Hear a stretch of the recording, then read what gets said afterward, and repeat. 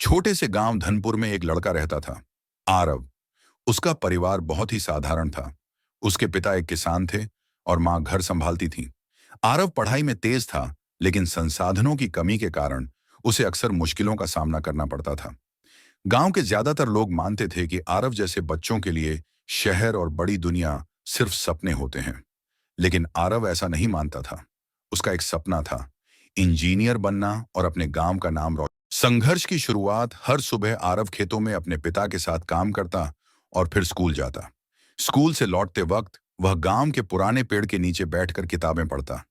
उसके पास न तो मोबाइल था, न इंटरनेट और न ही कोचिंग का कोई सहारा। उसने अपने गुरुजी से पुराने सालों के प्रश्न पत्र मांगे और खुद से पढ़ाई शुरू की। गांव के कई लोग उसका मजाक उड़ाते थे। कहते थे, गांव का लड़का इंजीनियर बनेगा। हंसी आती है।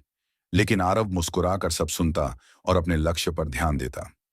पहली सफलता 12वीं की परीक्षा में आरव ने जिले में टॉप किया। उसका नाम अखबारों में आया। गांव के लोग जो पहले उसका मजाक उड़ाते थे, अब तारीफ करने लगे।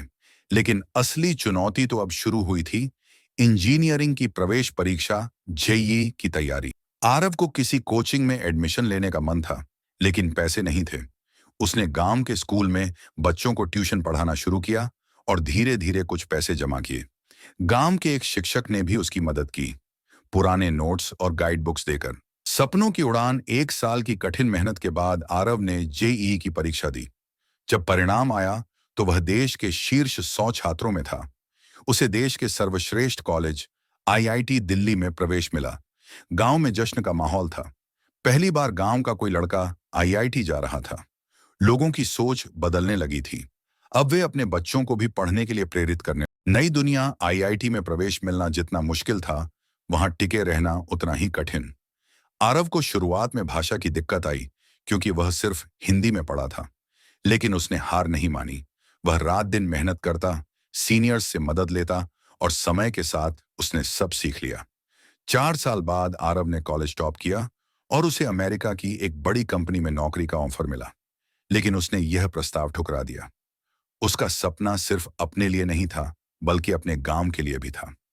वापसी और परिवर्तन। आरव ने गांव लौटकर एक शिक्षा केंद्र शुरू किया, जहां वह बच्चों को मुफ्त में गणित और विज्ञान पढ़ाने लगा। उसने इंटरनेट और डिजिटल लर्निंग को गांव में लाया। कई छात्रों को उसने छात्रवृत्ति दिलवाई और उन्हें आगे पढ़ने के लिए प्रेरित किया। धीरे धीरे धनपुर गांव की पहचान बदलने लगी।